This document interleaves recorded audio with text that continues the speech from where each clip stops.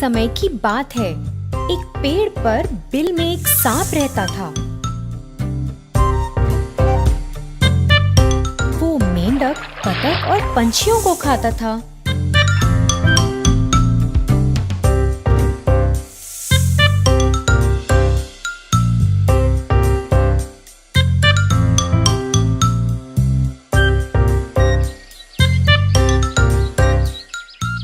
वो दिन में सोता और रात में शिकार करता था। कुछ दिन बाद वो सांप बड़ा हो गया और उस बिल में ना घुस पाया। तो उसने सोचा कि अब वो अपना ठिकाना बदलेगा। अपने नए घर की तलाश करते हुए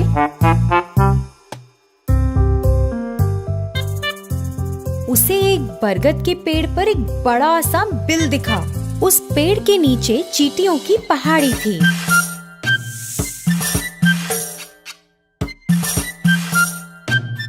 सांप पेड़ के पास आया और बोला, अब से इस पेड़ पर मैं रहूंगा। तुम सबको इस जगह से तुरंत जाना पड़ेगा। उस पेड़ के आसपास रहने वाले सभी जानवर और पंछी बहुत डर गए थे, मगर चींटियों को कुछ फर्क नहीं पड़ा था। वो पहाड़ी उन्होंने बहुत मेहनत से बनाई थी। सभी चींटियां एकजुट होकर आगे बढ़ी और उस सांप को चारों तरफ से घेर लिया और उसे काटने लगी। सांप को बहुत दर्द हुआ और चिल्लाता हुआ वहाँ से भाग गया। उसके बाद वो वहाँ कभी वापस नहीं आया। फिर तभी से सारे जानवर और पंछी वहाँ खुशी से रहने लगे। धन्यवाद बच्चों। एक बार एक पहाड़ की चोटी पर एक विशाल वृक्ष पर सिंधुका नाम का एक विशेष पक्षी रहता था। पक्षी की खासियत यह थी कि जब उसकी बूंद धरती पर गिरती थी तो वे शुद्ध सोने में बदल जाती थी। वह इस पेड़ पर अकेला रहता था और शांति से वहाँ अपना जीवन व्यतीत कर खुश था। एक दिन एक शिकारी पक्षियों की तलाश में पहाड़ की चोटी पर घूम रहा था। कई घंटों के बाद जब वह किसी पक्षी को पकड़ने में सक्षम नहीं था तो उसने विशाल पेड़ के नीचे कुछ देर आराम करने का फैसला किया, जिस पर सिंधुका रहता था। बस जब शिकारी सोने लगा ही था तो पक्षी ने अचानक पेड़ के ऊपर से अपनी बूंद को गिरा दिया, जो धरती पर गिरते ही सोने में बदल गई। शिकारी के चेहरे के ठीक बगल में सोने का टुकड़ा गिरा और जब उसने देखा तो उसने चिड़िया की ओर देखा। फिर से एक और टुकड़ा गिर गया और इस बार शिकारी ने जमीन पर इसे सोने में बदलते देखा। इस सब ने शिकारी को बहुत हैरान कर दिया था। शिकारी सोचने लगा, मैं कई वर्षों से पक्षियों को पकड़ रहा हूँ, लेकिन कभी भी ऐसा पक्षी नहीं देखा या यहाँ तक कि ऐसे पक्षी के बारे में सुना भी नहीं जिनकी बूंद सोने में बदल जाती है। यह निश्चित रूप से एक विशेष पक्षी है जिसे मुझे पकड़ना है। दुख की बात ये थी कि जब शिकारी ने ऐसा सोचा तो सिंधुका को उसके बारे में पता नहीं था। वह अपने पेड़ पर आराम कर रहा था और शिकारी योजना बना रहा था। शिकारी ने पेड़ पर एक जाल बहुत सावधानी से बिछा दिया जब पक्षी ध्यान नहीं दे रहा था और अंत में जाल में फंस गया। जब पक्षी जाल में फंस गया तो शिकारी ने उसे एक पिंजरे में डाल दिया और घर की ओर जाने लगा। उसी समय सिंधुका ने सोचा कि जाल पर ध्यान ना देने के लिए वह कितना लापरवाह था और इसी कारण से बेचारा पकड़ा गया। अपने घर जाते वक्त शिकारी ने सोचा, अगर मैं इस पक्षी को रखूंगा तो मैं अमीर बन जाऊंगा और सभी को संदेह होगा कि कुछ तो गड़बड़ है। किसी दिन किसी को पक्षी की सच्चाई पता चलेगी और फिर वे राजा को पक्षी के बारे में बताएंगे। फिर मुझे इसे राजा को देना होगा। लेकिन अगर मैं पक्षी को सीधे ही राजा के सामने पेश करता हूँ तो वह मुझे इस पक्षी के बदले कुछ कीमती चीज देंगे। यह मेरे लिए बेहतर काम करेगा।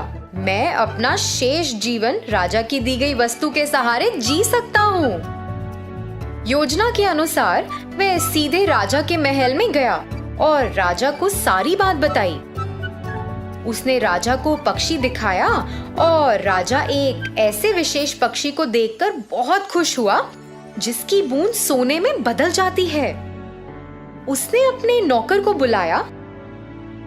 इस पक्षी की उचित देखभाल करो, उसे एक शानदार पिंजरे में रखो और उसे भरपूर भोजन और पानी दो। सुनिश्चित करें कि वह दूर नहीं हो। वह महल का शाही पक्षी होगा और अपनी बूंदों से मुझे कई दौलत देगा। अचानक राजा के मंत्रियों में से एक राजा के पास पहुंचा।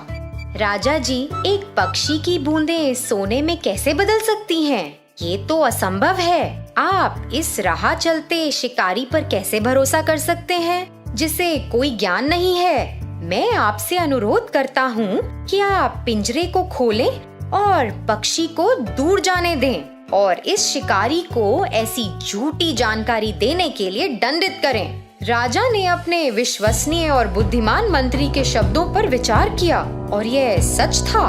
हाँ, कोई पक्षी सोने की बूंदें कैसे दे सकता है? मैंने इसे अपने आँखों से भी नहीं देखा। यह शिकारी शायद बदले में पैसा चाहता है। राजा ने पहरेदारों को शिकारी को गिरफ्तार करने और पक्षी को छोड़ने का आदेश दिया।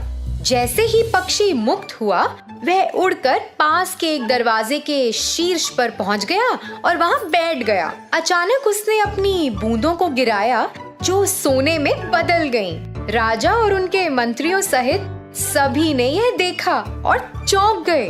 राजा को पता था कि उसने एक गलती की है और तुरंत अपने पहरेदारों को पक्षी को पकड़ने का आदेश दिया, मगर बहुत देर हो चुकी थी। सिंधुका आकाश में उड़ गया और उसने खुद को फिर से लापरवाह नहीं होने का वादा किया।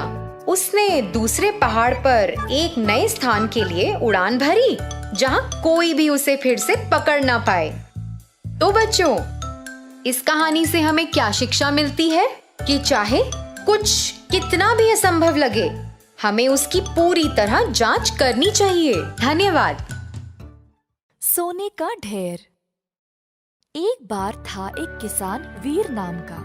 वह दूसरों के खेतों पर हल जोतने का काम करके अपनी रोजी रोटी कमाता था। एक दिन वह एक खेत पर गया। उसने काम शुरू ही किया था जब उसको जमीन में कुछ पीला और चमकीला नजर आया। मिट्टी हटाकर देखा तो अंदर था सोने का एक ढेर। वीर इतना बड़ा ढेर देखकर चकित रह गया और अपने आप को भाग्यशाली समझा। अपने साथ इस सोने को ले जाना चाहता था, परंतु दिन का समय था और ऐसे खुले आम दिन में इतनी कीमती चीज ले जाना उसको सही नहीं लगा। वीर ने रात को उधर वापस आने का निर्णय लिया और सोने को वहीं पे छुपा दिया। वीर वापस उसी स्थान पर रात को लौट आया और जमीन को खोदने लगा। सोने के ढेर को रस्सी से बांध दिया ताकि उसको आसानी से खींच पाए, परंतु सोने का ढेर बहुत भारी था। वीर ने फिर उस ढेर को 4 समान हिस्सों में काटने का निर्णय लिया ताकि उसको आसानी से और सुरक्षित रूप से घर ले जा पाए। अपनी कुल्हाड़ी की मदद से वीर ने ढेर को 4 हिस्सों में काट दिया और अंत में वह सारा सोना आराम से ले पाया। सोने से वीर अब धनवान बन गया और कई संपत्ति भी प्राप्त कर ली। इस कहानी से हम ये सीखते हैं कि कोई भी कीमती वस्तु को बुद्धिमानी से संभालना चाहिए। चक्रधारक।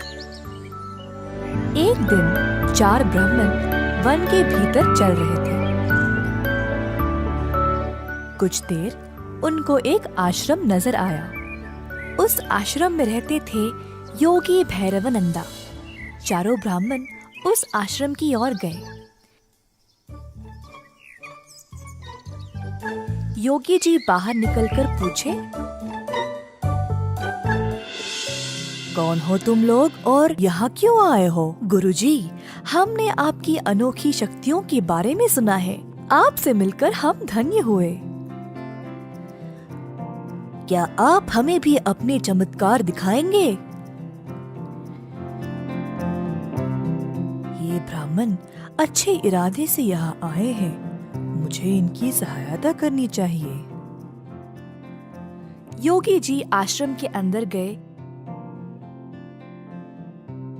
और 4 बेलचे लाकर ब्राह्मणों को सौंप दिया।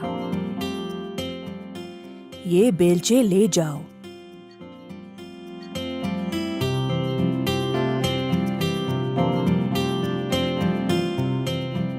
गांव के पास एक छोटा तालाब है और उस तालाब के साथ ही एक अंजीर का पेड़।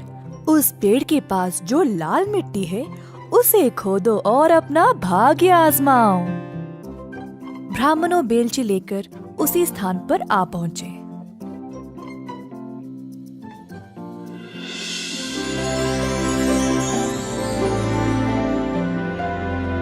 खोदते समय पहले वाले को एक तांबे की चट्टान मिली। ओह ओह, कमाल है, तांबे की चट्टान। चलो वापस चलकर इसको आपस में बांट लें।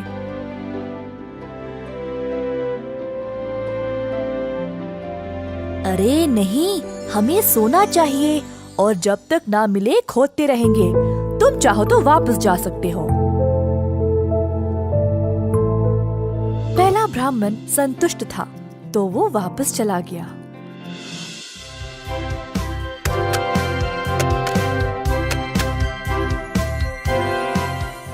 ओह ईश्वर, चांदी! मैं बहुत भाग्यशाली हूँ। चलो इसको आपस में बांट ले। शायद योगी जी इसी खजाने के बारे में बात कर रहे थे।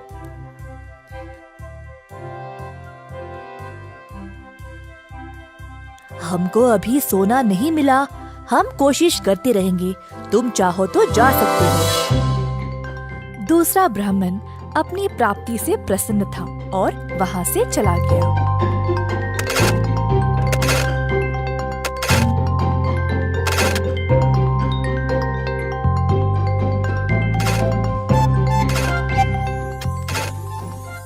देखो, सोना मिल गया।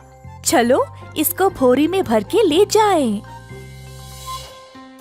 अरे ना ना, लगता है ये कोई विशेष जगह है। पहले तांबा, फिर चांदी, फिर सोना। अगर मैं और कोशिश करूं तो शायद मुझे हीरे मिल जाए। तुम जा सकते हो, मैं हीरे लेके ही वापस आऊंगा। इतने लालची भी मत बनो, अब अंत में कुछ नहीं मिलेगा। हमको इतना सब कुछ तो मिला है पहले ही। चलो चलते हैं। ना, मैं तो हीरे लेके ही आऊंगा, देख लेना। चौथा ब्राह्मण खोदता ही रहा, थक गया और देर भी हो चुकी थी, परंतु ब्राह्मण ने खोदना बंद नहीं किया। खोदते खोदते जमीन में एक बड़ा सा सुराख बन गया और अचानक से ब्राह्मण उसी में फिसल गिर पड़ा। खुद को उसने कोई अलग सी जगह में पाया। ऊपर उठा तो उसने एक आदमी को देखा जिसके सर पर एक चक्र घूम रहा था। ब्राह्मण हैरान रह गया। तुम कौन हो और यहाँ क्या कर रहे हो? और ये तुम्हारे सर पर चक्र क्या है? ब्राह्मण के ऐसा पूछते ही वो चक्र अब उसी के सर पर आ गया और घूमने लगा। ये क्या है? इस चक्र को मुझसे दूर करो। मैं कुछ नहीं कर सकता, ये सब ईश्वर के हाथ में है। इधर लालची लोग गिरते हैं। अब तुमको इस खजाने की रक्षा करनी पड़ेगी। तुम्हें ना भूख होगी, ना प्यास, और ना ही तुम्हारी उम्र बढ़ेगी। मृत्यु से भी मुक्त रहोगे। पहले ये बताओ, मैं इस चक्र से मुक्त कैसे हो जाऊं? लालची लोग जब ज्यादा खोदने लगते हैं तो वे इधर गिर पड़ते हैं। कोई और तुम्हारी तरह इधर गिरेगा। अरे नहीं, इतनी बड़ी जिम्मेदारी, मैं इस चक्र का भार बर्दाश्त नहीं कर सकता। ये कब से तुम्हारे सिर पर था? नहीं पता। मैं कई वर्ष पहले यहाँ आया था जब महाराज राम का राज चल रहा था। मुझे तांबा, चांदी और सोना भी मिला, परंतु हीरों की लालच में मैं भी फिसल गिर पड़ा। बस मेरे पास बोलने के लिए और कुछ नहीं है।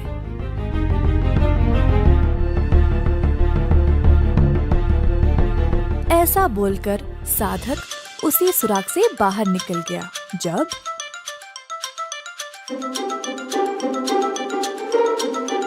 वो तो यही खोद रहा था, पता नहीं कहाँ रह गया।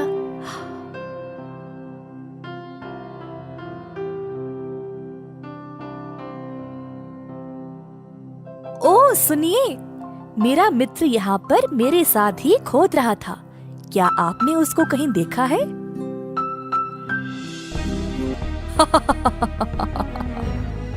साधक हंसने लगा और तीसरे ब्राह्मण को सारी घटना सुनाई।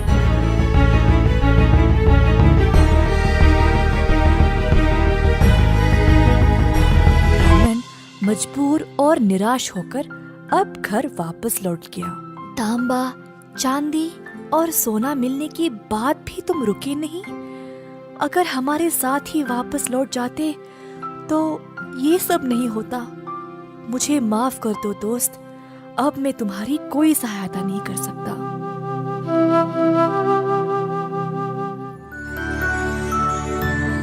लालची दोस्त।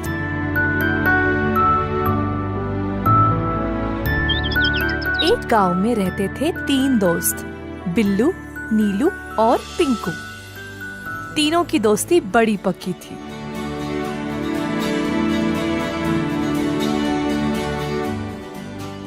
बिल्लू और नीलू बहुत चतुर लड़के थे। कोई भी काम 2-3 बार सोच समझकर करते थे। दूसरी ओर पिंकू थोड़ा लापरवाह था।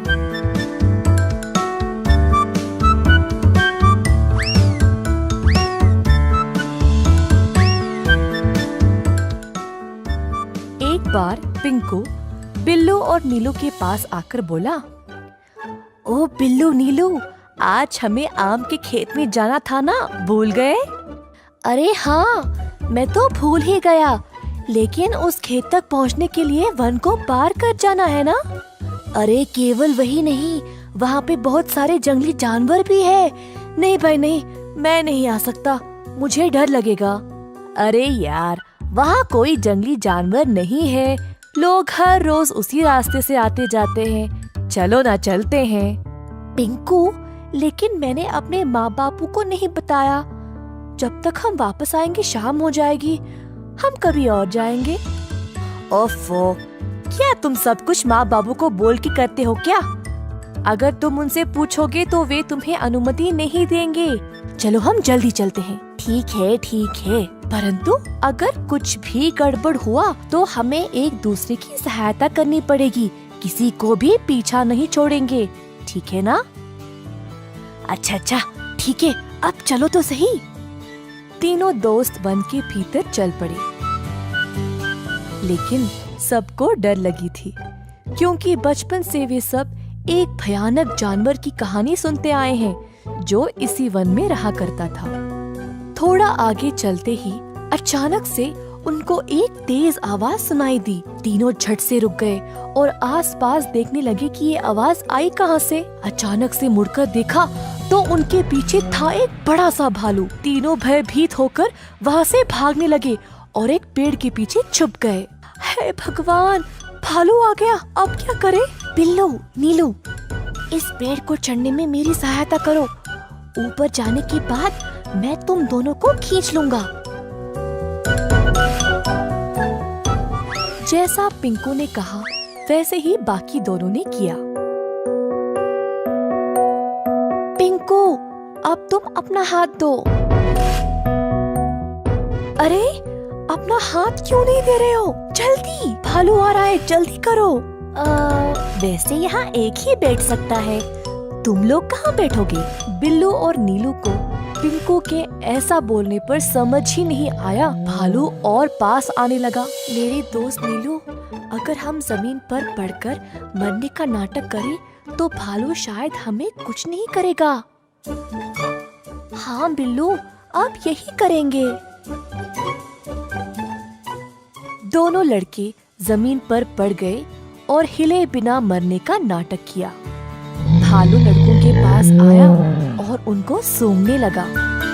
दोनों को मरा हुआ समझ के भालू वहाँ से चला गया।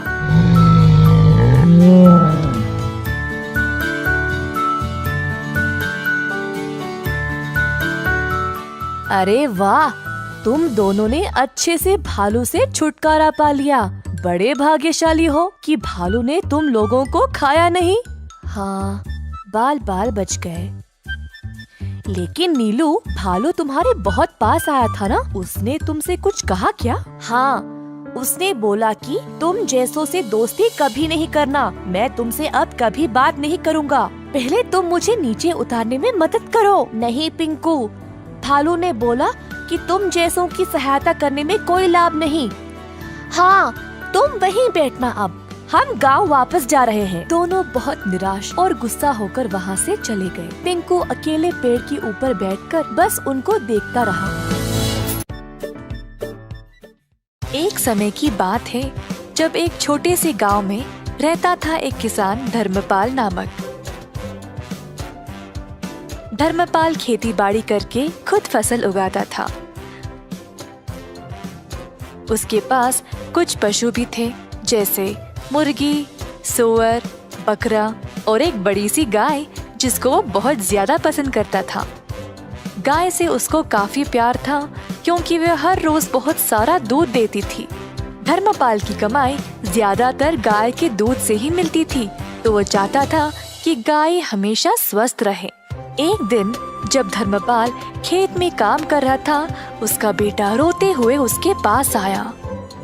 बापू, बापू, जल्दी आइए। क्या हुआ बेटा? गैया बीमार हो गई शायद, जमीन पर पड़ी है और अजीब आवाजें निकाल रही है, दूध भी नहीं दे रही है। किसान और उसका बेटा तुरंत घर की ओर गए तो देखा कि गैया बहुत कमजोर लग रही थी। जब दूध निकालने की कोशिश की तो दूध भी नहीं निकला। किसान बहुत ही परेशान हो गया। अगर यह दूध नहीं देगी तो मैं क्या करूँगा? बिना दूध के ये तो बेकार है मेरे लिए। हर बार इसके लिए दवाई और देख रेख करने का समय नहीं है मेरे पास।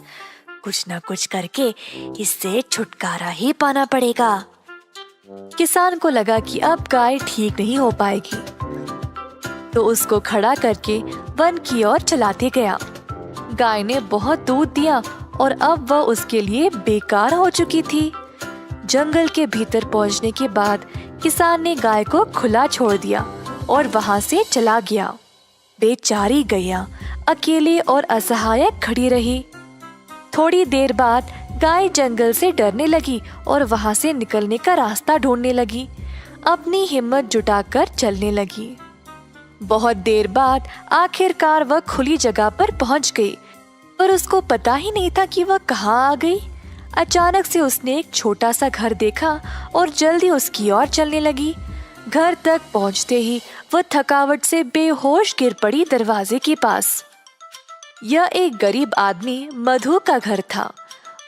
सुबह सवेरे मधु बाहर आया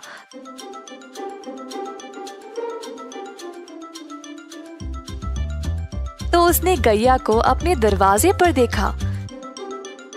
गैया बहुत बीमार लग रही थी और मधु को उसकी यह हालत देखकर बहुत दुख हुआ।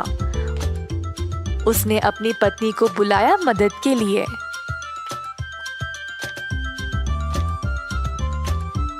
हो, सुनती हो, यह बेचारी गैया बहुत बीमार है, इसका ख्याल रखना पड़ेगा। मेरे पास थोड़ा सा घास और चावल है जो यह खा सकती है। मधु ने जो कुछ थोड़ा सा खाना था वो ले आया और गैया के सिर पर गीला कपड़ा रखा। मधु और उसकी पत्नी ने बहुत दिनों तक गैया का ख्याल रखा और धीरे धीरे गैया की हालत बेहतर होने लगी। जल्द गाय अपने आप चलने लगी। मधु गैया से बातें करता था, रोज उसको खिलाते हुए। गैया को भी मधु से बहुत लगाव हो गया। एक दिन जब मधु घर के बाहर सफाई कर रहा था, गैया उसके सामने आ गई। अपना पैर जमीन पर पटका और मजबूती से खड़ी हो गई। पहले मधु को समझ नहीं आया, फिर उसको लगा कि शायद वो दूध देना चाहती है। मधु ने एक मटका लाया और गाय से दूध निकालने लगा। इतना सारा दूध देखकर मधु खुशी से झूम उठा। जल्दी वह अपनी पत्नी को दिखाया, देखो क्या हुआ, आज गौ माता ने दूध दिया है। हम इसको बेचकर अच्छा पैसा कमा सकते हैं। ये तो कमाल हो गया जी, प्रभु ने हमारी प्रार्थना सुन ली। ठीक है, आप जल्दी बाजार जाइए और इसको बेचकर पैसे ले आइए। आज रात हम घर पे दावत करेंगे। तो मधु गया बाजार और दूध बेचकर अच्छा पैसा कमाया।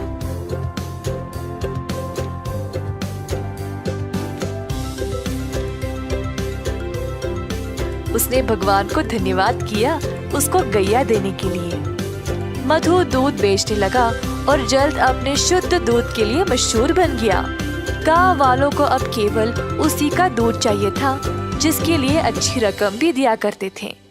इस बात की खबर धर्मपाल तक पहुंच गई। मेरी गैया को चुराने की हिम्मत कैसे हुई इसकी, और अब वह अच्छे पैसे कमा रहा है। मैं अभी जाकर उसको वापस लूंगा, वो तो मेरी गाय है। धर्मपाल गया मधु के घर। मैंने सुना मेरी गैया तुम्हारे पास है और तुम उसका दूध बेच रहे हो। ये तुम्हारी नहीं है, दे दो मुझे वापस। यह सच नहीं है, गाय बहुत बीमार थी और मरने वाली थी। तुमने इसका ख्याल नहीं रखा, पर मैंने इसको ठीक किया है, तो यह मेरी है। तुम गाय को वापस नहीं ले सकते। मैं चुपचाप नहीं बैठने वाला, ग्राम प्रधान के पास जाकर उनसे बात करूंगा। अब वही फैसला करेंगे।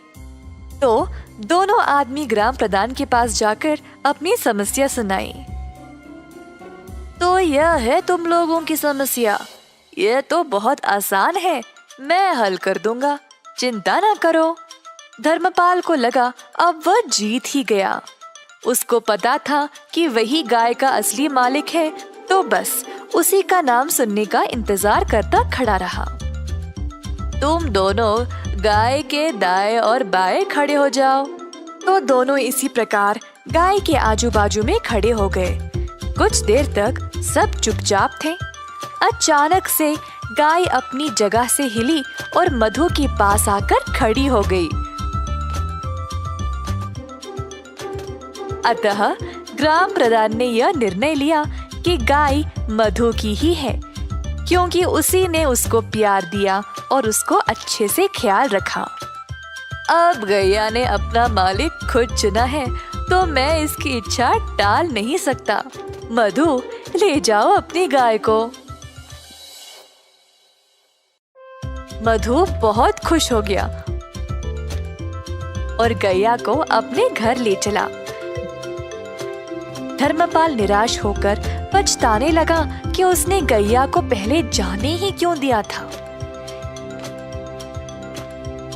इस कहानी से हम यह सीखते हैं कि कठिन समय में अपने वरदान को ऐसे ही जाने ना दें।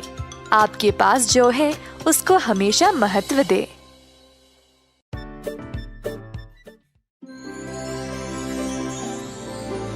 एक बार एक पंडित और उसकी पत्नी गांव में रहते थे। वे एक छोटे से घर में एक नदी के किनारे रहते थे। वे बेहद गरीब थे और जीवन यापन करने के लिए बहुत संघर्ष करते थे। पंडित अपनी पत्नी को कई सुख भोग देकर खुश करना चाहता था। एक दिन पंडित झील के पास बैठा था, जबकि उसकी पत्नी रसोई में काम कर रही थी। पंडित शांतिपूर्ण दोपहर में कुछ प्रार्थनाएं कर रहा था। जब उसने अपनी आंखें खोली तो देखा कि झील पर एक सुंदर सुनहरा हंस उसकी ओर आ रहा है। हंस के पास कई चमकीले सुनहरे पंख थे जो बहुत सुंदर थे। हंस नदी के किनारे चला गया और पंडित का अभिवादन किया। हे पंडित, मैंने देखा है कि तुम और तुम्हारी पत्नी बहुत कठिन जीवन जीते हो। मैं आप जैसे अच्छे लोगों की मदद करना चाहता हूँ। तुम बहुत दयालु हो मेरे दोस्त। भगवान ने मेरी प्रार्थना सुन ली। तुम्हारे पंख कितने सुंदर हैं। क्या वे असली सोने से बने हैं? जी, ये असली सोने के हैं। मैं आपको एक एक करके अपने सुनहरे पंख देकर मदद करना चाहता हूँ और आप उन्हें बेच सकते हैं। इसके जरिए जुटाए गए पैसों से आप लोग आसानी से आराम से रह सकते हैं। यह बहुत अद्भुत है। कृपया हमारे नम्र घर में हमारे साथ आएं और रहें। मुझे यकीन है कि मेरी पत्नी तुमसे मिलना बहुत पसंद करेगी। पंडित हंस को घर ले गया और अपनी पत्नी को दिखाया। उसकी पत्नी हैरान थी और अपने जीवन में कुछ सुख भोग पाकर बहुत खुश थी। पत्नी ने तुरंत पूछा, क्या आप हमें अभी एक पंख दे सकते हैं ताकि हम इसे देख सकें और इसे धारण कर सकें? हंस ने एक पंख निकाला और उसे पंडित की पत्नी को दे दिया। फिर उसने उसे कहा कि वह एक बार में एक से अधिक ना ले, क्योंकि यह सही नहीं होगा। हंस पंडित और उसकी पत्नी के साथ रहने लगा। हर दिन उसने उन्हें एक पंख दिया और इस परेशानी के समय में बहुत मदद की। हंस चारों ओर उड़ता और उसे ऐसे देखना तो एक हंसी नजारा था। पंडित और उसकी पत्नी बहुत खुश थे और उन्होंने पैसे के लिए पंख बेचना शुरू कर दिया था। एक सुनहरे पंख ने उन्हें पर्याप्त पैसा दिया। पंडित अक्सर अपनी पत्नी को याद दिलाता था कि वे इस उपहार को पाकर बहुत भाग्यशाली हैं और उन्हें इसका दुरुपयोग कभी नहीं करना चाहिए। कई दिन बीत गए और एक दिन पंडित पंख बेचने के लिए बाजार गया। पत्नी घर में खाना बना रही थी जबकि स्वर्ण हंस कोने में सोया हुआ था। अचानक पंडित की पत्नी को एक विचार आया, यह हंस हमारे साथ कब तक ऐसे रहेगा? हमें तो बस इसके पंखों की जरूरत है, लेकिन इस प्रक्रिया में हमें इसे खिलाना है, स्नान कराना है और इसकी देखभाल भी करनी है। हम इस हंस पर भरोसा नहीं कर सकते। ये तो यहाँ से दूर जा भी सकता है और फिर कभी वापस नहीं आया तो हम फिर से गरीब हो जाएंगे। यदि मैं सभी पंख ले लूं तो क्या बुरा होगा? उसके सोते हुए मैं जल्दी से इसके सारे पंख निकाल लूंगी। हमें अपने जीवन में एक भी दिन काम नहीं करना पड़ेगा। हम पंखों को सुरक्षित रूप से संभाल कर रख सकते हैं और जब मन चाहे इस्तेमाल भी कर सकते हैं। पत्नी धीरे धीरे हंस के पास गई और उसे पकड़ लिया। हंस भयभीत हो गया। पत्नी पंख खींचने की कोशिश करने लगी और हंस खुद को मुक्त करने के लिए संघर्ष करने लगा। मुझे तुम्हारी हालत की परवाह नहीं है। मैं तुम्हारे सभी पंख मिलने तक का इंतजार नहीं कर सकती। अरे तुम ऐसा क्यों कर रही हो, मूर्ख औरत? मैं तुम्हारी और तुम्हारे परिवार की मदद करने की कोशिश कर रहा था। तुम एक लालची महिला हो और तुम जीवन के सुख भोग के लायक नहीं हो, क्योंकि तुम उनका दुरुपयोग करोगी। तुम्हारे पति तो तुम्हारे लिए सबसे अच्छा चाहते थे, लेकिन अब तुम अपना अवसर खो चुकी हो। मेरी इच्छा के अनुसार मैं तुमको स्वर्ण पंख देता रहा। अब मुझे लगता है कि तुम्हारी मदद करने की कोई आवश्यकता नहीं है। अब मेरे पंख तुम्हारे लिए बस एक पक्षी के पंख से ज्यादा कुछ भी नहीं है। मैं इस जगह से जा रहा हूँ और कभी वापस नहीं आऊंगा। हंस ने वहाँ से निकलने के लिए संघर्ष किया और फिर उसने पंडित की पत्नी को जोर से चोंच मारा और खिड़की से बाहर उड़ गया। पंडित बस घर में घुसा ही था जब उसने हंस को उड़ते देखा। तुमने हंस के साथ क्या किया? जी, मुझे इसके सारे पंख चाहिए थे और यह मुझे लेने नहीं दे रहा था। मैंने तुम्हें उन्हें नहीं लेने के लिए कितनी बार कहा था। तुमने सब कुछ बर्बाद कर दिया है और अब हम बाकी के जीवन जीने के लिए फिर से गरीब होंगे। तो बच्चों, इस कहानी से हमें क्या सीख मिली? अतिरिक्त लालच से कुछ भी हासिल नहीं होता। धन्यवाद। एक छोटे से शहर में रघु नामक एक बड़ा व्यापारी रहता था। वह एक दयालु इंसान था। बहुत सारे लोग उसके घर आते जाते थे और सभी को उसकी मेहमानदारी पसंद थी।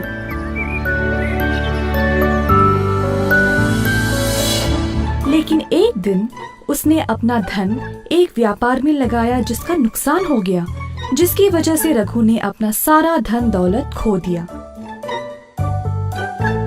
उस दिन से कोई उसके पास नहीं जाता था। रघु को बहुत अकेला लगने लगा।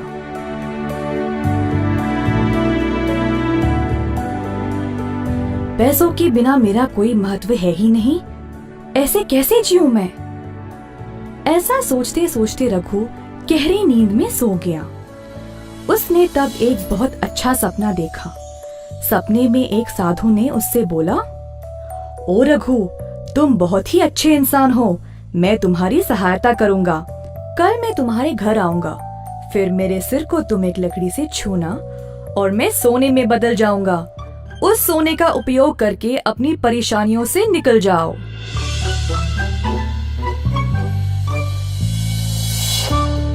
अगली सुबह जब रघु जाग गया तो उसे वो सपना याद रहा। सोच में पड़ गया कि ये सच होगा भी या नहीं। इसी दौरान कोई दरवाजे पर आया। रघु की पत्नी ने दरवाजा खोला और देखा कि नाई आया हुआ है।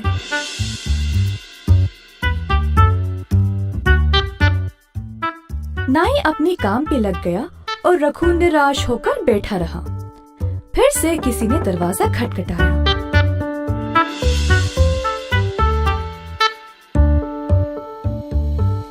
इस बार सच में एक साधु बाहर खड़ा था। रघु साधु को देखकर आश्चर्य रह गया।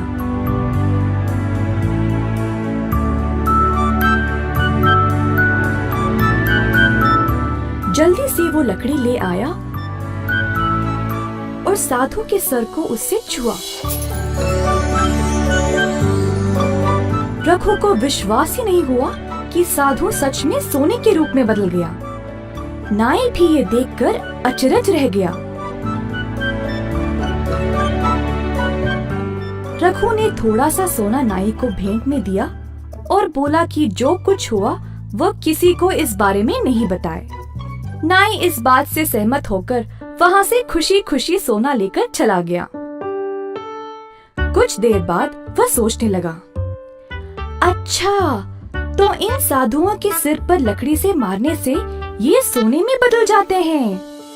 अगले दिन ये लालची नाई एक मंदिर गया और सभी भिक्षुओं को अपने घर भोजन पे बुलाया।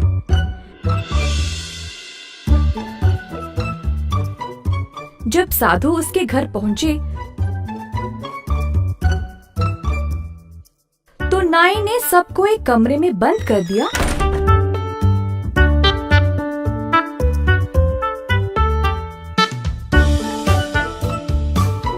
और लकड़ी से सबके सिर पर मारने लगा।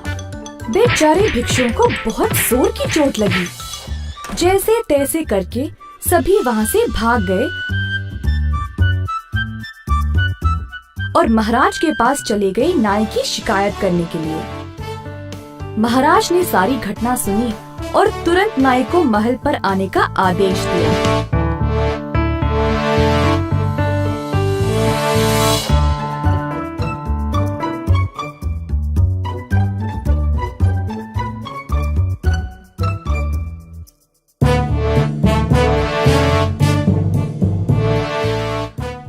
इन भिक्षुओं को क्यों मारा?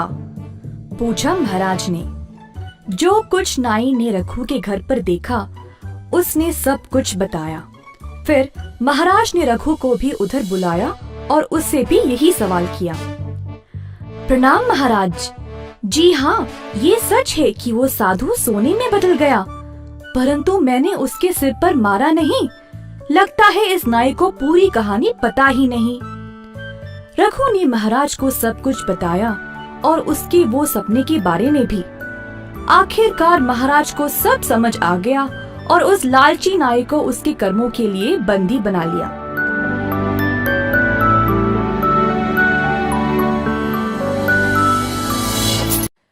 पैसों का महत्व। एक बार थे दो चूहे। चूहों के माँ बाप ने दोनों को बहुत लाड प्यार से बड़ा किया, पर इतना लाड की वजह से वे आलसी और लापरवाह बन गए। माँ बाप की लाख कोशिश के बाद भी दोनों के बर्ताव में कोई बदलावट आई ही नहीं। एक दिन पापा चूहे ने दोनों बच्चों को बुलाया और कहा, मुझे नहीं लगता कि तुम दोनों इस परिवार का ख्याल रख पाओगे। तुम दोनों में कोई प्रगति दिखाई नहीं दे रही है। दोनों चूहों को पापा के ऐसे कहने पर बुरा लगा। पापा, अपने आप को साबित करने के लिए हमें एक मौका दीजिए। ठीक है, तुम्हें एक मौका मिलेगा, पर मुझे बदलावट नजर आनी चाहिए। साबित करो मुझे कि तुम दोनों भी कमा सकते हो और जिम्मेदार बन सकते हो। चूहों ने पापा की बात मानी और फिर अपने रास्ते चल पड़े। अगले दिन दोनों चूहे नौकरी की खोज में घर से निकले। बहुत कोशिश करने के बाद भी उन्हें कोई ढंग की नौकरी मिली ही नहीं। अंत में उनको मजदूरी का काम मिला, जिसमें उनको सामान की बोरियां उठाना पड़ेगा।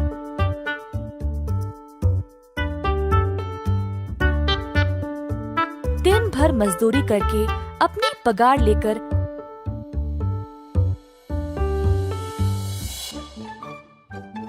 घर आके गर्व से अपने पापा के हाथ में दे दिया। पापा चूहा पैसे लिया और घर के पीछे वाले नदी में फेंक दिया। हर रोज चूहे मेहनत से काम करके पैसे लाते थे, पर पापा वही करते थे, पैसों को नदी में फेंकने का काम। एक दिन चूहों का सब्र टूट गया और पापा से पूछे, पापा, हम इतने मेहनत से कमाते हैं और आप हर रोज पैसों को नदी में फेंकते हो। हाँ, आप ऐसे क्यों करते हो? मुझे पता है कैसा लगता है जब हर रोज की मेहनत की कमाई ऐसे रद्दी होती है। अगर तुम दोनों सबसे पहले पैसों का महत्व जानोगे, तब ही खुद पे खुद जिम्मेदार बन जाओगे। दोनों चूहों ने उस दिन अपना सबक सीखा। जो भी काम हो उसको ध्यान से और सोच समझकर करना चाहिए। उस दिन से चूहों ने अपने परिवार का ध्यान रखा और सबको खुश रखने की कोशिश की। एक व्यापारी का था एक जिद्दी और अधार्मिक बेटा बिल्लू।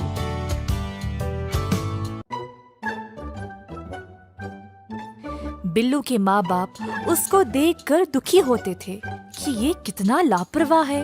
एक दिन बिल्लू की मैया उसे डांट डांट के थक गई थी। बिल्लू की धार्मिक भावनाओं को जगाने के लिए मैया ने उसको मंदिर भेजना चाहा, साधु जी का उपदेश सुनने। हमेशा की तरह बिल्लू ने जाने से मना कर दिया और भगवान और उसकी माँ का मजाक उड़ाया। और कोई रास्ता ना मिलने के कारण मैया ने बिल्लू को वादा किया कि अगर वह साधु जी के उपदेश को सुनेगा तो वह उसे 1000 तांबे के सिक्के देगी। लालची बेटे ने पैसों के लिए माँ की बात मान ली।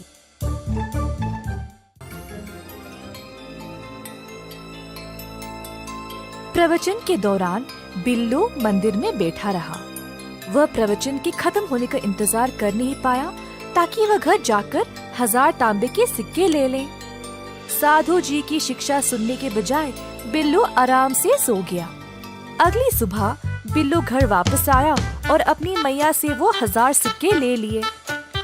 उसने अपनी माँ को बोला कि वह व्यापार करने अब विदेश जाएगा।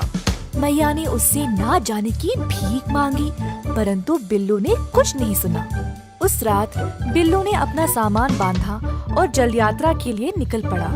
वह बंदरगाह गया और एक नाव पर सवार हो गया जो विदेश के लिए निकल रही थी। बिल्लू अपने 1000 सिक्कों के साथ दुनिया देखने के लिए उत्सुक था। वह समुद्र की हवाओं में लंबी सांसें ले ही रहा था जब अचानक बिजलियां चमकने लगी। थोड़ी देर में हल्की हवाएं तेज तूफान में बदल गई। लोग इधर से उधर भाग रहे थे। नाव उलट पुलट हो रही थी और नाव का कप्तान सब कुछ काबू में रखने की कोशिश कर रहा था। बिल्लू डर से कांपने लगा क्योंकि वह कभी भी घर से इतना दूर नहीं रहा। अपनी जान के लिए वह रोने लगा।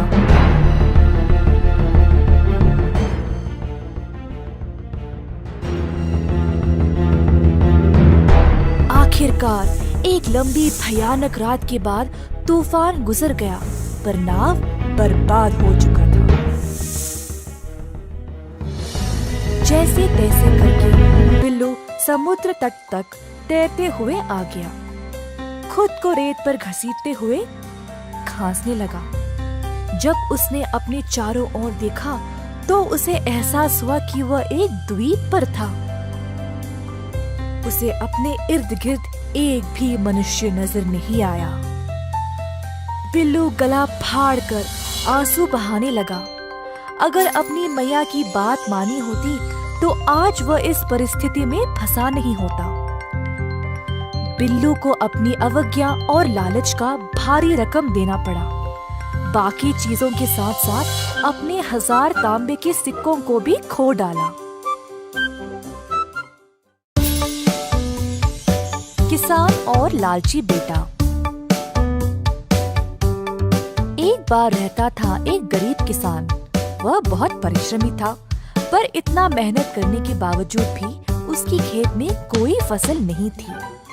एक दिन पेड़ के नीचे विश्राम करते समय उसने एक सांप घर देखकर सोचा, शायद ये नाग ही इस खेत का रक्षक है। अगर मैं इसकी सेवा करूंगा तो मेरी खेत भी उपजाऊ हो जाएगी। अगले दिन किसान एक दूध की कटोरी ले आया और कहा, ओ नाग देवता, कृपया मुझे समृद्धि और सफलता का आशीर्वाद दे। सांप ने सारा दूध पिया और एक सोने का सिक्का उसके लिए छोड़ा। सोने का सिक्का? तो ये सच है। ये नाग देवा मेरे लिए शुभ है। धन्यवाद ओ नाग देवता। इसी प्रकार कई दिनों तक चलता रहा। एक दिन किसान को काम के लिए शहर जाना पड़ा। उसने अपने बेटे को बोला, बेटा, हर रोज नाग देवता को दूध देना नहीं भूलना। जी बापू, चिंता मत करो, मुझे पता है कैसे करना है। किसान के निकलने के बाद बेटा सांप को दूध देने लगा तो सांप ने रोज की तरह एक सोने का सिक्का दिया। बेटा सोचा, हर रोज एक सिक्का कम है, मुझे सारे एक साथ ही चाहिए। कल मैं सांप को मार के सारे सिक्के निकालूंगा। अगले दिन दूध देते समय किसान के बेटे ने सांप को लकड़ी से मारने की कोशिश की। सांप तो बच निकला, परंतु उसने लड़के को डस लिया। जब किसान वापस आया तो उसे इस घटना का पता चला और वह दुखी हो गया। किसान के बेटे को उसकी लालच की सजा मिल गई। एक समय की बात है, एक गांव में 4 पंडित रहते थे। चारों बचपन से ही दोस्त थे।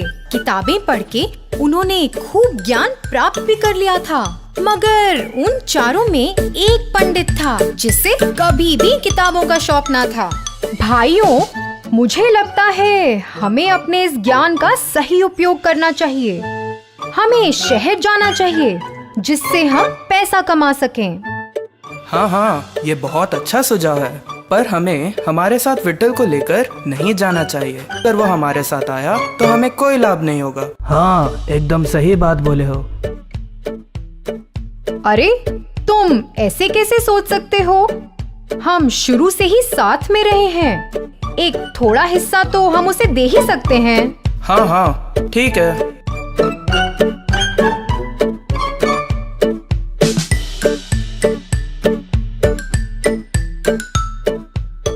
चारों पंडित शहर की ओर चल पड़े। चारों चल ही रहे थे कि एक मक्खी दूसरे पंडित के आसपास मंडरा रही थी। पंडित उससे बहुत तंग हो रहा था। हटाने पर भी वो कहीं नहीं गई। उसे मारने के लिए पंडित मक्खी के पीछे भागा। अरे, तुम उसके पीछे क्यों भाग रहे हो? हम वैसे भी इतना बोझ उठाकर चल ही रहे हैं। क्यों ना मैं इस मक्खी को एक गधे में बदल दूं?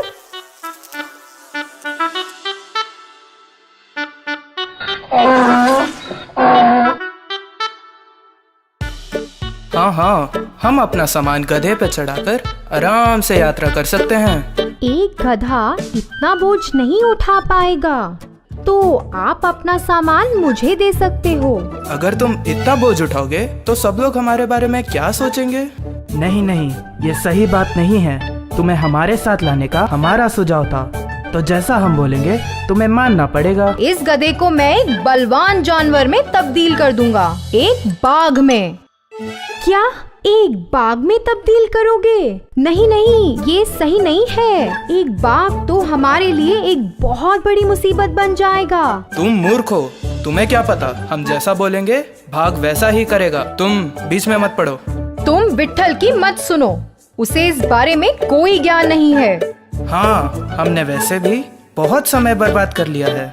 अगर एक बाघ हमारे साथ हमारा बोझ उठाकर चलेगा तो सब लोग हमारी वाहवाही तो करेंगे। इसी दौरान उन तीनों पंडितों ने उस गधे को एक बाघ में बदल दिया और तभी विट्ठल तो झट से पेड़ पर चढ़कर बैठ गया। जो गधे से बाघ में तब्दील हुआ वो तो एक खूंखार जंगली जानवर था और फिर उसने तीनों पंडितों पर हमला बोल दिया। अरे बाप रे, अगर इन्होंने मेरी बात मानी होती तीनों जीवित होते। तो बच्चों, बिना बुद्धि के हमारी विद्या व्यर्थ है।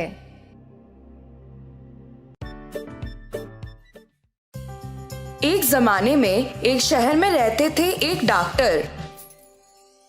वे एक अति उत्तम और दयालु डॉक्टर थे और अपने काम में भी बहुत अच्छे थे। सारे गांव वाले उन्हें बहुत पसंद करते थे और लोगों की मदद करने के लिए हर कोई उन्हें बहुत सम्मान भी करता था। एक बार देर रात को बाहर बहुत तेज बारिश हो रही थी और डॉक्टर के दरवाजे पर किसी ने दस्तक दी। जब डॉक्टर ने दरवाजा खोला, उन्होंने देखा एक आदमी पूरी तरह भीगा हुआ था और कांप रहा था। श्रीमान, आप कौन हैं? इतनी बारिश में बाहर क्या कर रहे हैं?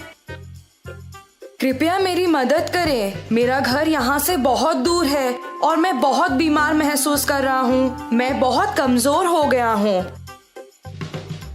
मुझे नहीं लगता कि मैं घर पहुँच पाऊंगा। कृपया मुझे आज रात यहीं रहने दें और मेरा इलाज करें। अंदर आ जाइए, आप आज रात यहाँ विश्राम कर सकते हैं। वो आदमी बहुत आभारी होकर अंदर आ गया, जबकि डॉक्टर ने उसकी सर्दी और फ्लू दूर करने के लिए उसे कुछ दवाई दी। दूसरे दिन सुबह उस आदमी ने डॉक्टर से कहा कि वो गांव का एक सोनार है और उसे अगर किसी भी तरह की मदद चाहिए तो वो उसके पास आ सकता है। सुनार ने डॉक्टर का शुक्रिया अदा किया और वहां से चला गया। कुछ दिन बीत गए। डॉक्टर अपनी दवाएं बनाने के लिए कुछ आयुर्वेदिक जड़ों और फूलों की खोज में जंगल गए थे। रास्ते में उन्हें बहुत प्यास लगी और वो एक कुएं के पास थोड़ा पानी पीने के लिए रुके। पानी पीते वक्त उन्होंने मदद की पुकार में कुछ आवाजें सुनी। जब उन्होंने थोड़ी दूर देखा तो एक विशाल पेड़ जमीन पर गिर गया था। ऐसा लगा कि उस पेड़ के पास से मदद के लिए आवाज आ रही थी, इसलिए वे उस पेड़ की ओर भागे। पेड़ के नीचे एक बाघ और सांप सभी शाखाओं और पत्तों के बीच फंस गए थे। कृपया करके मुझे बचा लो, मेरा पैर इस पेड़ के नीचे फंस गया है और मैं बाहर नहीं निकल पा रहा। कृपया मेरी भी मदद करें, मैं सभी शाखाओं में फंस गया हूँ और अपना रास्ता नहीं बना पा रहा हूँ। डॉक्टर जंगली जानवरों से थोड़ा भयभीत थे और मदद करने के लिए हिचकिचा रहे थे। चिंता मत करो, मैं तुम्हें नुकसान नहीं पहुंचाने का वादा करता हूँ। डॉक्टर ने बाघ पर यकीन कर लिया और पेड़ को उठा लिया। बाघ आजाद हो गया और डॉक्टर को उसकी मदद करने के लिए धन्यवाद कहा। यदि तुम्हें कभी किसी सहायता की जरूरत हो तो मुझे मदद के लिए पुकारना और मैं तुम्हें बचाने आ जाऊंगा। डॉक्टर ने बाघ को धन्यवाद कहा और सांप को बाहर निकालने लगे। जब सांप आजाद हो गया तो उसने भी डॉक्टर का शुक्रिया अदा किया और वही बोला, आपने मेरी जान बचाई है और मैं भी आपका एहसानमंद हूँ।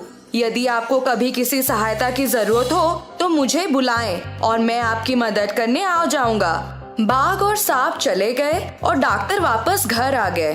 कुछ दिन बीत गए और डॉक्टर दवा बनाने के लिए जड़ों और जड़ी बूटियों को इकट्ठा करने के लिए फिर से जंगल गए। अचानक उन्होंने एक तेज आवाज सुनी और एक तेंदुए द्वारा हमला किए जाने वाले थे। डॉक्टर को कोई और भी शक्तिशाली प्राणी की जरूरत थी। उन्हें बाघ का वादा याद आया और उसे मदद के लिए पुकारने लगे, बाघ, बाघ बचाओ मुझे। बाघ ने डॉक्टर की पुकार सुनी और दौड़ते हुए उन्हें बचाने के लिए आया। उसने तेंदुए को डराकर वहां से भगा दिया। बाघ ने डॉक्टर को उसकी गुफा में आने का न्योता दिया और कहा कि उसे बहुत खुशी हुई कि उन्होंने उसे मदद के लिए पुकारा।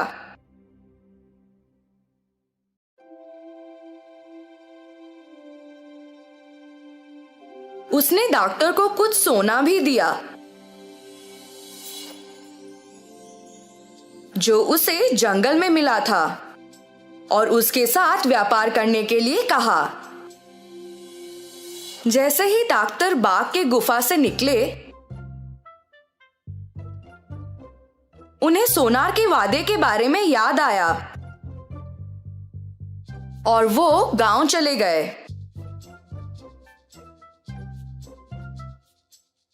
उन्होंने वो सोना उस सोनार को दिया और कहा कि बाघ ने उन्हें दिया है। उन्होंने सोनार से पूछा कि क्या वो सोने के बदले में उन्हें पैसे दे सकता है।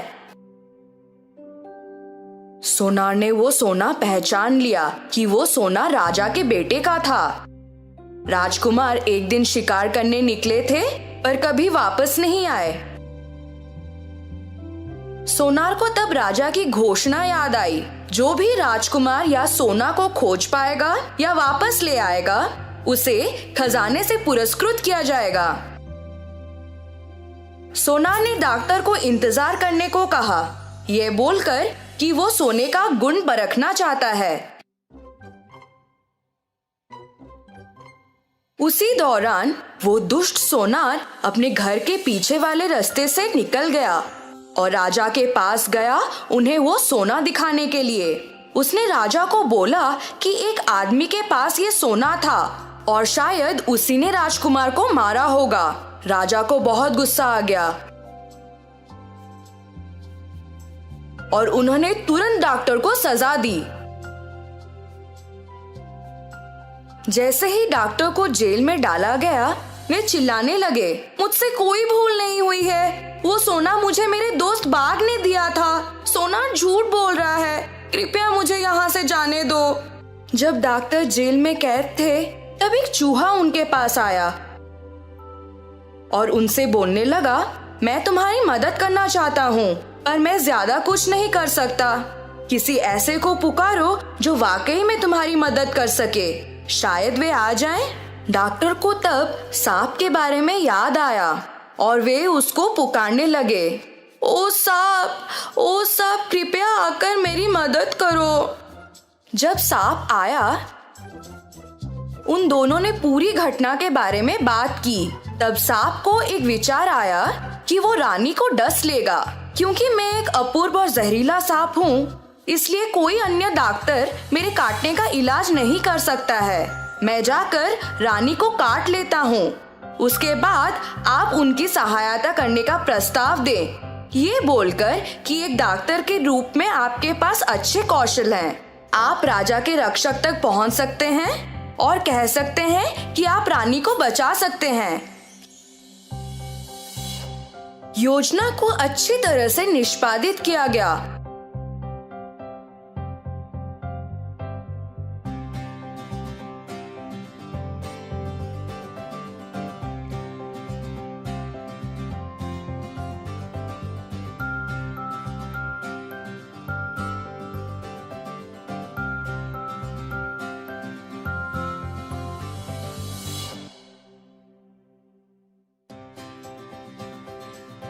और राजा डॉक्टर से बहुत खुश हो गया। उन्होंने डॉक्टर से कहा कि उन्हें जो भी प्रसन्न हो वो उसकी मांग करें। किंतु डॉक्टर ने कहा, मुझे कुछ नहीं चाहिए। उस सोनार ने आपसे झूठ बोला। मुझे वो सोना मेरे बाग दोस्त ने दिया था।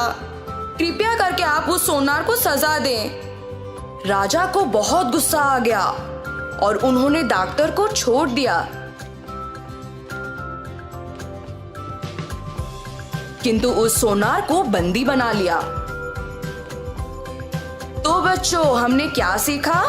हमेशा हर एक वादे या इंसान पर भरोसा नहीं करना चाहिए। चूहे की शादी। एक बार गंगा के तट के किनारे था एक सुंदर सा आश्रम जहाँ पर कुछ तपस्वी रहते थे शांति से, और गुरु यज्ञ के कुछ चेले जो हमेशा ध्यान करने में मग्न रहते थे। गुरु यज्ञ आत्मा अनुशासन का पालन किया करते थे। एक दिन जब गुरुजी स्नान कर रहे थे, तब एक चील अपने पंजे में एक चूहे को लिए उधर से उड़ रहा था। अचानक से चूहा चील के पकड़ से छूट गया और सीधा गुरुजी के हाथों में गिर पड़ा। जब गुरुजी ने देखा कि वो चील अभी भी उधर ही उड़ रहा था, तो उन्हें लगा कि इस चूहे को अकेला छोड़ना सही नहीं होगा। चूहे को एक बरगद के पेड़ के पास रखा और अपना स्नान पूर्ण किया। अपनी शक्तियों का इस्तेमाल करके उन्होंने उस चूहे को एक छोटी सी लड़की में बदल डाला और आश्रम ले गए। उन्होंने अपनी धर्म पत्नी से कहा, मेरी प्रिय, इस बच्ची को एक प्रदान मानकर स्वीकार करो, क्योंकि हमारे पास खुद की संतान नहीं है।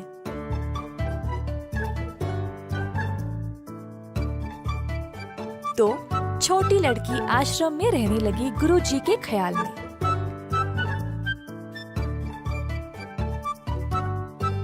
उसने बहुत ज्ञान पाया और दुनिया के बारे में भी बहुत कुछ सीखा।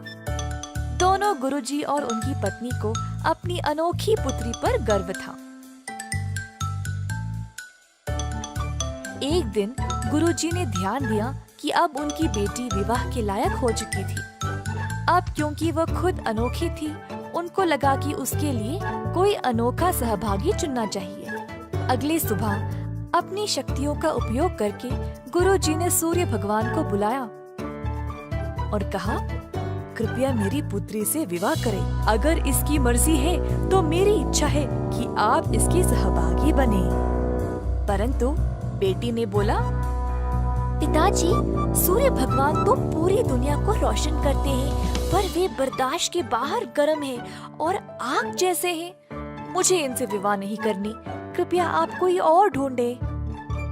गुरुजी सोचने लगे, सूर्य भगवान से भी अच्छे कौन है? सूर्य भगवान ने सलाह दी, गुरुजी, आप बादल राजा से बात कर सकते हैं। वह मुझसे भी महान है, क्योंकि वह मुझे और मेरी रोशनी को छुपा सकते हैं। तो गुरुजी ने अब बादल राजा को बुलाया और कहा, अगर मेरी पुत्री की इच्छा है तो आप कृपया उसका हाथ विवाह में स्वीकार करें। परंतु बेटी ने फिर से कहा, पिताजी, बादल राजा बहुत ही अंधेरे, गीले और ठंडे हैं। मुझे इनसे शादी नहीं करनी। कृपया किसी और को ढूंढे। गुरुजी सोचने लगे, अब बादलों के राजा से भी महान कौन है? बादल राजा ने सलाह दी, गुरुजी, आप वायु राजा से बात करें। वे मुझसे भी महान हैं, क्योंकि वे मुझे उड़ा सकते हैं। तो गुरुजी ने अब वायु राजा को बुलाया। अगर मेरी पुत्री की इच्छा है तो आप कृपया उसका हाथ विवाह में स्वीकार करें। परंतु बेटी ने कहा, पिताजी, वायु राजा बहुत ही बेचैन और तेज है। हर समय दिशा बदलते रहते हैं। मुझे इनसे शादी नहीं करनी। आप किसी और को ढूंढे। गुरुजी फिर से सोच में पड़ गए। अब वायु राजा से भी महान कौन है? वायु राजा ने सलाह दी, गुरुजी, आप पर्वत महाराज से बात कर सकते हैं। वे मुझसे भी महान हैं, क्योंकि वे मुझे रोक सकते हैं। तो गुरुजी ने अब पर्वत महाराज को बुलाया और कहा, अगर मेरी पुत्री की इच्छा है तो आप कृपया उसका हाथ विवाह में स्वीकार करें। पर बेटी फिर से बोल उठी, पिताजी, पर्वत महाराज बहुत ही सख्त और कठोर है। वह एक ही जगह रहते हैं। मुझे इनसे शादी नहीं करनी। कृपया आप किसी और को चुनें। गुरुजी सोचने लगे, अब पर्वत महाराज से भी महान कौन है? पर्वत महाराज ने सलाह दी, क्यों ना आप चूहे के राजा से बात करें। वह मुझसे भी महान है, क्योंकि वे मुझ में भी छेद बना सकते हैं।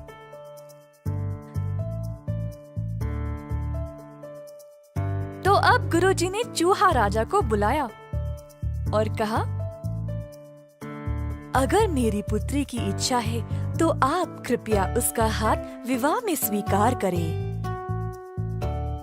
जब बेटी चूहे राजा से मिली तो वह बहुत प्रसन्न हो गई और शर्माते हुए अपनी रजामंदी दे दी।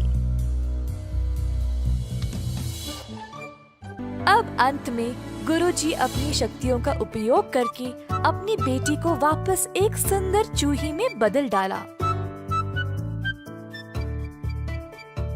ताकि वह अपने विवाहिक कर्तव्यों को निभा सके।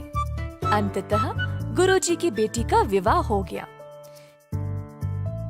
किसी ने सही कहा था, जो जन्मजात है वह कभी नहीं बदल सकता। कई साल पहले द्वैता नामक एक वन में रहती थी एक चालाक लोमड़ी।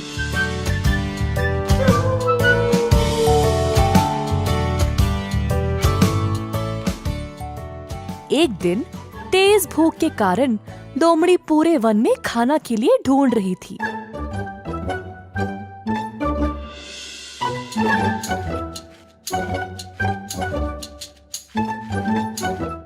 अंत में उसको एक मरी हुई जंगली भैंस मिली।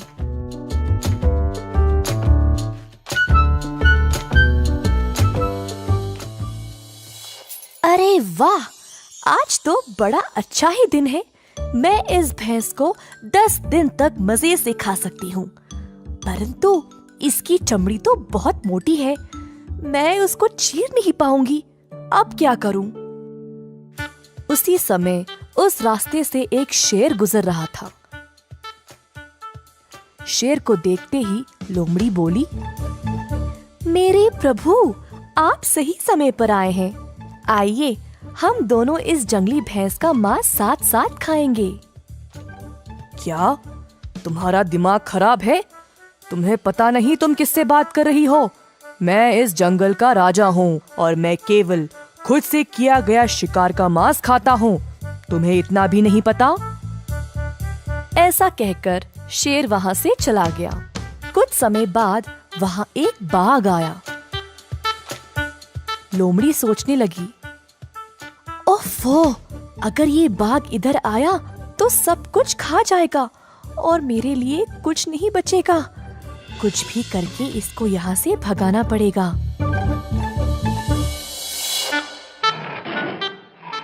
हो लोमड़ी, हट जाओ यहाँ से। मुझे पता चला कि इधर एक जंगली भैंस है। चलो अब यहाँ से जाओ, ये भैंस अब मेरा है। जी, जैसा आप कहें। आपने सही सुना, परंतु इस भैंस को शेर जी ने मारा है और मुझे यहाँ रखवाली के लिए ठहरने को बोला। वे किसी भी समय वापस आते होंगे, तो मैं यहाँ से चली जाऊं? क्या ये भैंस शेर जी का शिकार है? उनका शिकार खाने से बेहतर है मैं भूखा ही रहूं। ऐसा कहकर बाघ भी वहाँ से चला गया। कुछ देर बाद वहाँ एक चीता आया। लोमड़ी जी, क्या आपने इस भैंस को मारा है? मुझे बहुत भूख लगी है मेरे दोस्त, थोड़ा मांस मैं भी खा लूं। मैं तुम्हारी भूख समझ सकती हूँ दोस्त, परंतु ये भैंस शेर जी का शिकार है और मैं यहाँ केवल एक रखवाली हूँ। वह किसी भी समय वापस आते होंगे। एक काम करती हूँ, तुम मांस खाना शुरू करो। शेर जी जब पास आएंगे तब मैं जोर से चिल्लाऊंगी, तुम उसी समय भाग जाना। धन्यवाद मेरी दोस्त, इस जंगल में तुम जैसों की हमें बहुत आवश्यकता है। चीता भैंस की चमड़ी को चीरने लगा। उसी समय लोमड़ी चिल्लाने लगी, भागो मेरे दोस्त भागो, शेर आ रहा है। ये सुनकर चीता वहां से तुरंत भाग गया। अब आराम से लोमड़ी ने पेट भर के अकेले अकेले मांस के मजे लिए।